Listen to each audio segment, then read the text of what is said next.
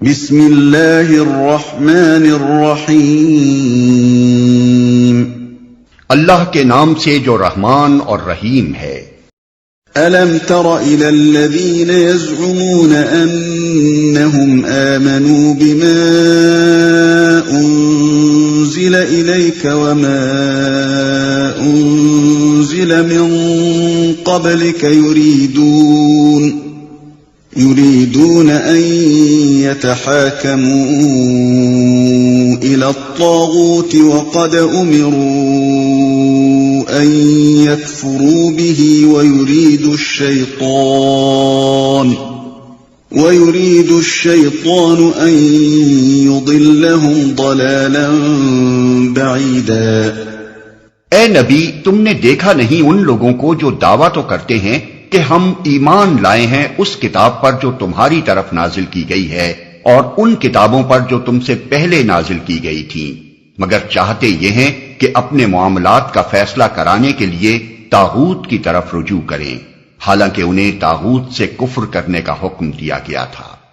شیطان انہیں بھٹکا کر راہ راست سے بہت دور لے جانا چاہتا ہے، حالانکہ انہیں طاغوت سے کفر کرنے کا حکم دیا گیا تھا۔ یہاں صریح طور پر طاغوت سے مراد وہ حاکم ہے جو قانون الہی کے سوا کسی دوسرے قانون کے مطابق فیصلہ کرتا ہو، اور وہ نظام عدالت ہے جو نہ تو اللہ کے اقتدار اعلیٰ کا مطیع ہو اور نہ اللہ کی کتاب کو آخری سند مانتا ہو۔ لہذا یہ آیت اس معنی میں بالکل صاف ہے کہ جو عدالت طاغوت کی حیثیت رکھتی ہو اس کے پاس اپنے معاملات فیصلے کے لیے لے جانا ایمان کے منافی ہے، اور خدا اور اس کی کتاب پر ایمان لانے کا لازمی اقتضا یہ ہے کہ آدمی ایسی عدالت کو جائز عدالت تسلیم کرنے سے انکار کر دے۔ قرآن کی روح سے اللہ پر ایمان اور طاغوت سے کفر دونوں لازم و ملزوم ہیں، اور خدا اور طاغوت دونوں کے آگے بیک وقت جھکنا عین منافقت ہے۔ وَإِذَا قِيلَ لَهُمْ تَعَالَوْا إِلَى مَا أَنزَلَ اللَّهُ وَإِلَى الرَّسُولِ رَأَيْتَ الْمُنَافِقِينَ يَصُدُّونَ عَنكَ صُدُودًا۔ اور جب ان سے کہا جاتا ہے کہ آؤ اس چیز کی طرف جو اللہ نے نازل کی ہے اور آؤ رسول کی طرف، تو ان منافقوں کو تم دیکھتے ہو کہ یہ تمہاری طرف آنے سے کتراتے ہیں۔ اس سے معلوم ہوتا ہے کہ یہ منافقین کی عام روش تھی کہ جس مقدمے میں انہیں توقع ہوتی تھی کہ فیصلہ ان کے حق میں ہوگا اس کو تو نبی صلی اللہ علیہ وسلم کے پاس لے آتے تھے، مگر جس مقدمے میں اندیشہ ہوتا تھا کہ فیصلہ ان کے خلاف ہوگا اس کو آپ کے پاس لانے سے انکار کر دیتے تھے۔ یہی حال اب بھی بہت سے منافقوں کا ہے کہ اگر شریعت کا فیصلہ ان کے حق میں ہو تو سر آنکھوں پر، ورنہ ہر اس قانون، ہر اس رسم و رواج اور ہر اس عدالت کے دامن میں جا پناہ لیں گے جس سے انہیں اپنے منشا کے مطابق فیصلہ حاصل ہونے کی توقع۔ فَكَيْفَ إِذَا أَصَابَتْهُم مُّصِيبَةٌ بِمَا قَدَّمَتْ أَيْدِيهِمْ ثُمَّ جَاءُوكَ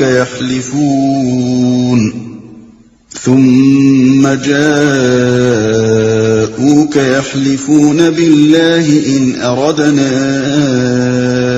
إِلَّا إِحْسَانًا وَتَوْفِيقًا۔ پھر اس وقت کیا ہوتا ہے جب ان کے اپنے ہاتھوں کی لائی ہوئی مصیبت ان پر آ پڑتی ہے،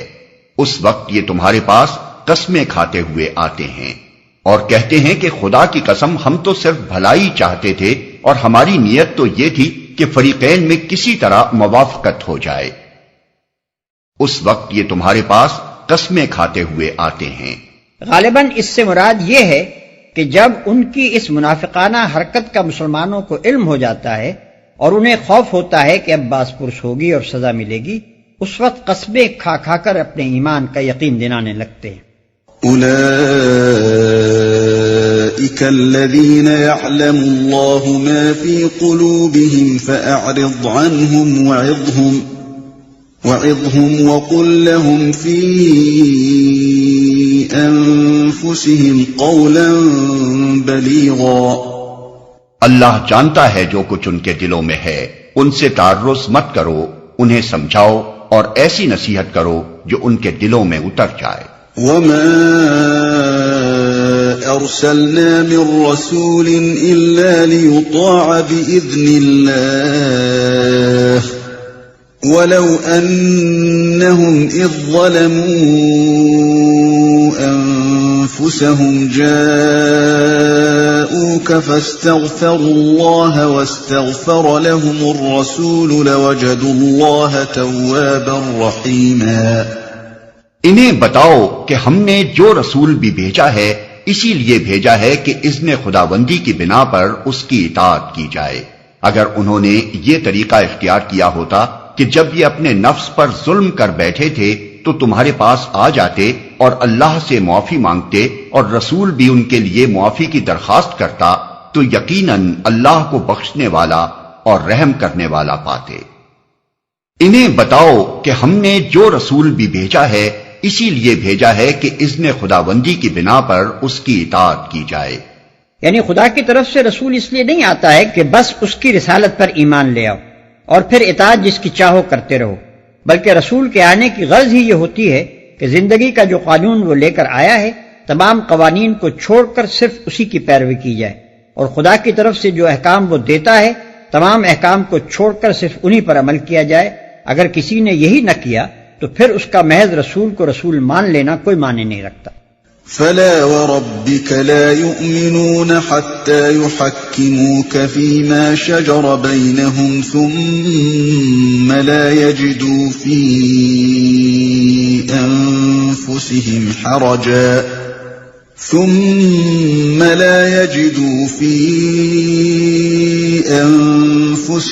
حَرَجًا مِّمَّا قَضَيْتَ وَيُسَلِّمُوا تَسْلِيمًا۔ نہیں اے محمد، تمہارے رب کی قسم، یہ کبھی مومن نہیں ہو سکتے جب تک کہ اپنے باہمی اختلافات میں یہ تم کو فیصلہ کرنے والا نہ مان لیں، پھر جو کچھ تم فیصلہ کرو اس پر اپنے دلوں میں بھی کوئی تنگی نہ محسوس کریں بلکہ سر بسر تسلیم کر لیں۔ اس آیت کا حکم صرف حضور صلی اللہ علیہ وسلم کی زندگی تک محدود نہیں ہے بلکہ قیامت تک کے لیے۔ جو کچھ اللہ کی طرف سے نبی صلی اللہ علیہ وسلم لائے ہیں اور جس طریقے پر اللہ کی ہدایت اور رہنمائی کے تحت آپ نے عمل کیا ہے وہ ہمیشہ ہمیشہ کے لیے مسلمانوں کے درمیان فیصلہ کن سند ہے، اور اس سند کو ماننے یا نہ ماننے ہی پر آدمی کے مومن ہونے اور نہ ہونے کا فیصلہ ہے۔ حدیث میں اسی بات کو نبی صلی اللہ علیہ وسلم نے ان الفاظ میں ارشاد فرمایا ہے کہ تم میں سے کوئی شخص مومن نہیں ہو سکتا جب تک کہ اس کی خواہش نفس اس طریقے کی تابع نہ ہو جائے جسے میں لے کر آیا ہوں۔ وَلَوْ أَنَّا كَتَبْنَا عَلَيْهِمْ أَنِ اقْتُلُوا أَنفُسَكُمْ أَوِ اخْرُجُوا مِنْ دِيَارِكُمْ مَا فَعَلُوهُ إِلَّا قَلِيلٌ مِّنْهُمْ وَلَوْ أَنَّهُمْ فَعَلُوا مَا يُوعَظُونَ بِهِ لَكَانَ خَيْرًا لَهُمْ وَأَشَدَّ تَثْبِيتًا۔ اگر ہم نے انہیں حکم دیا ہوتا کہ اپنے آپ کو ہلاک کر دو یا اپنے گھروں سے نکل جاؤ تو ان میں سے کم ہی آدمی اس پر عمل کرتے، حالانکہ جو نصیحت انہیں کی جاتی ہے اگر یہ اس پر عمل کرتے تو یہ ان کے لیے زیادہ بہتری اور زیادہ ثابت قدمی کا موجب ہوتا، تو ان میں سے کم ہی آدمی اس پر عمل کرتے۔ یعنی جب ان کا حال یہ ہے کہ شریعت کی پابندی کرنے میں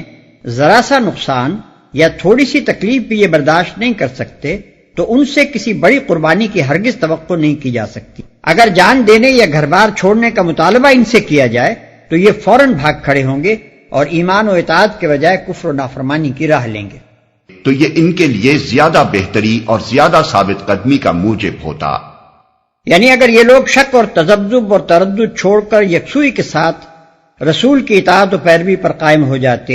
اور ڈاما ڈول نہ رہتے تو ان کی زندگی تزلزل سے محفوظ ہو جاتی، ان کے خیالات، اخلاق اور معاملات سب کے سب ایک مستقل اور پائیدار بنیاد پر قائم ہو جاتے، اور یہ ان برکات سے بہرور ہوتے جو ایک شاہراہ مستقیم پر ثابت قدمی کے ساتھ چلنے سے ہی حاصل ہوا کرتی ہے۔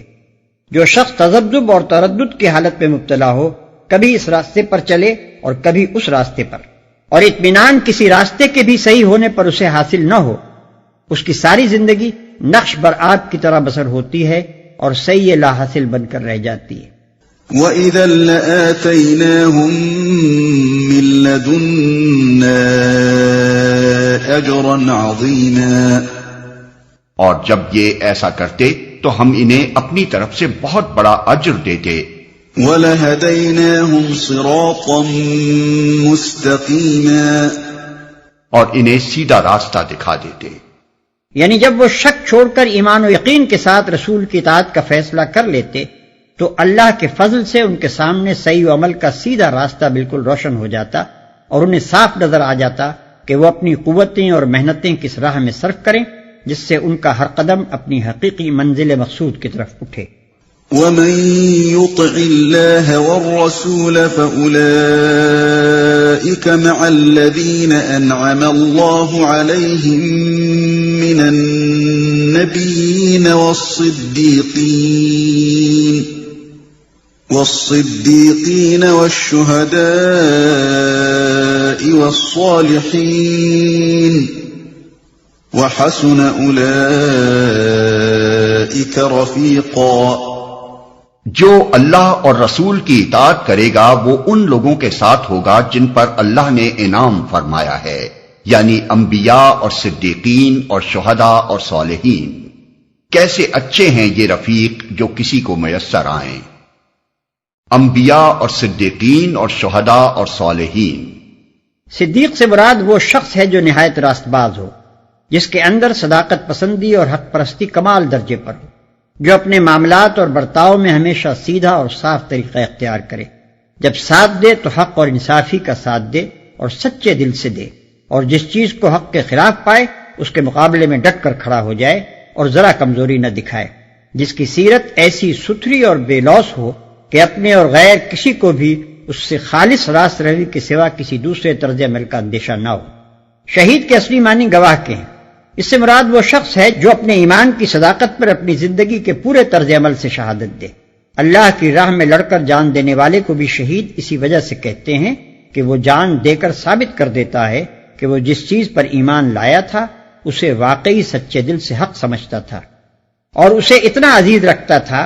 کہ اس کے لیے جان قربان کرنے میں بھی اس نے دریغ نہ کیا. ایسے راست باز لوگوں کو بھی شہید کہا جاتا ہے جو اس قدر قابل اعتماد ہوں کہ جس چیز پر وہ شہادت دیں اس کا صحیح و برحق ہونا بلا تامل تسلیم کر لیا جائے. صالح سے مراد وہ شخص ہے جو اپنے خیالات اور عقائد میں، اپنی نیت اور ارادوں میں اور اپنے اقوال و افعال میں راہ راست پر قائم ہو اور فی الجملہ اپنی زندگی میں نیک رویہ رکھتا ہو. کیسے اچھے ہیں یہ رفیق جو کسی کو میسر آئیں. یعنی وہ انسان خوش قسمت ہے جسے ایسے لوگ دنیا میں رفاقت کے لیے میسر آ جائیں اور جس کا انجام آخرت میں بھی ایسے ہی لوگوں کے ساتھ ہو. کسی آدمی کے احساسات مردہ ہو جائیں تو بات دوسری ہے، ورنہ در حقیقت بدسیرت اور بد کردار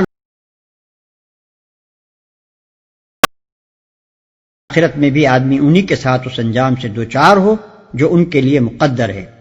اسی لیے اللہ کے نیک بندوں کی ہمیشہ یہی تمنا رہی ہے کہ ان کو نیک لوگوں کی سوسائٹی نصیب ہو اور مر کر بھی وہ نیک ہی لوگوں کے ساتھ رہیں.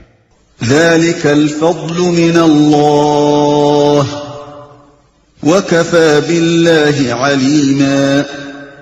یہ حقیقی فضل ہے جو اللہ کی طرف سے ملتا ہے اور حقیقت جاننے کے لیے بس اللہ ہی کا علم کافی ہے.